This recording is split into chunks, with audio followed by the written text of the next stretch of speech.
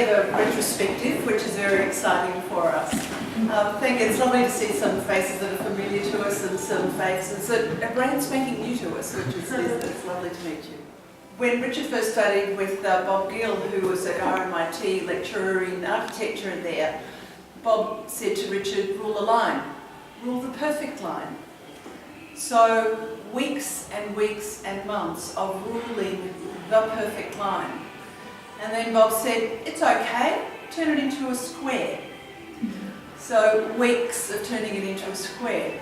That's okay, now turn it into a cube in 1 point perspective. Weeks of that. That's okay. Now 2 point perspective, 3 point perspective, all types of different angles. Render it. Render it in pencil, render it in pen and ink. Now paint it.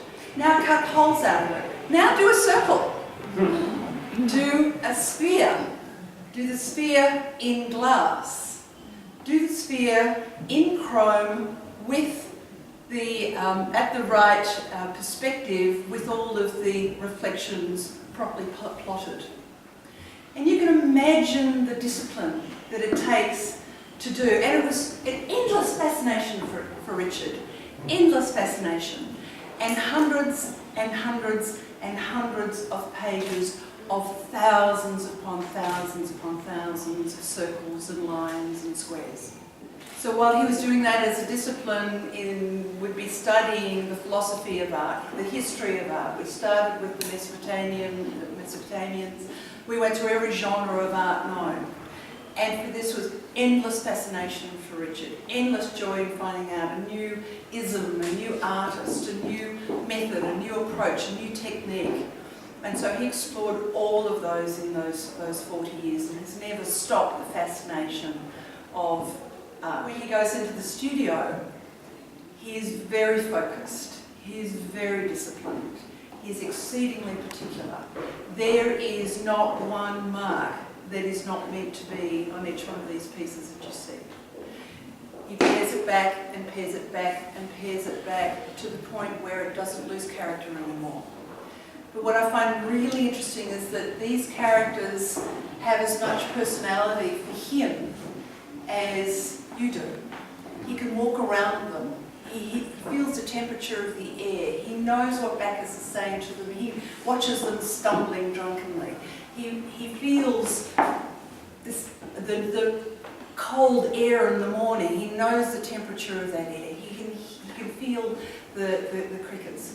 Everything is visceral and palpable to him, and that level of immersion, when he loses himself into a piece, and it can be 3 weeks or 6 weeks or 8 weeks or a few days, but when he loses himself into a piece, it is complete.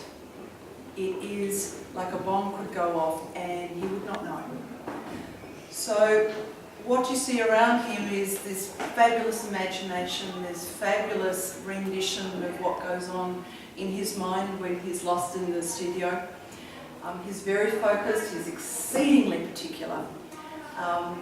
He thinks he's not, but we know he is. You just can see it on the walls.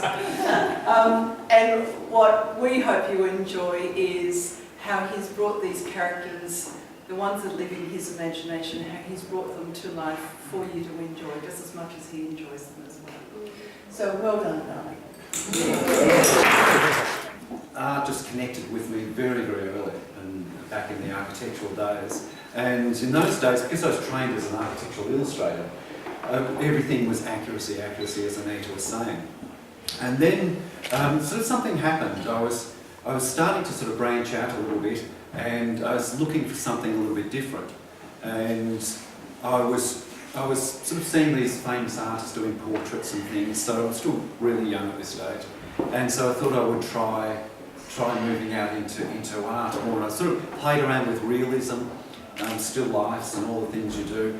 And that was sort of working okay, because I had a strong background in perspective and composition and things, because my old mentor was a really hard taskmaster. And then actually the piece that's behind Donnie there, Reflection, happened. And that was the first time I'd actually gone for the flat colours and the curve. And it just sort of happened. really strange. Janetta was asking me, where did it come from? Because at that stage I'm doing realism. And where it came from, I don't know, is the honest truth. But it really came from the curve of the neck. And that curve, that arabesque that's going up through the hills.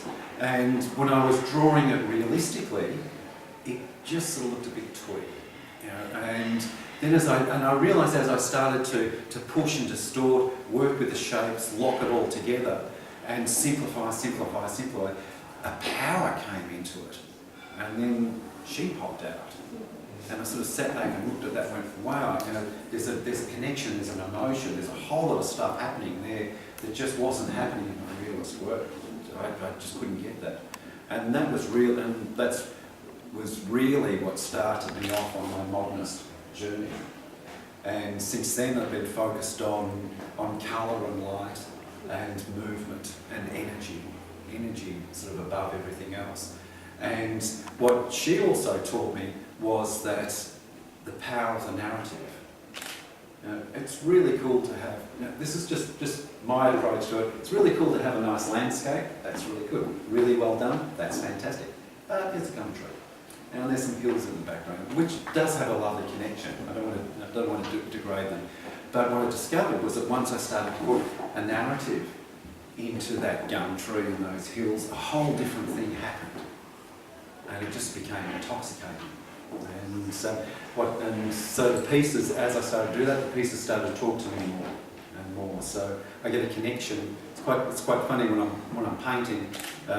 I get a connection through the back of my head, and that comes out through my chest, and I actually can feel the painting, and it talks to me. And we have this dialogue backwards and forwards, and I want the figure here, and the painting says, no, he's coming up here. And that's, once I feel that connection and that flow, they're the pieces that inevitably really work. On that note, I'd just like to, again, thank you all. Hope you enjoy, and I'd love to get round and have a chat to you.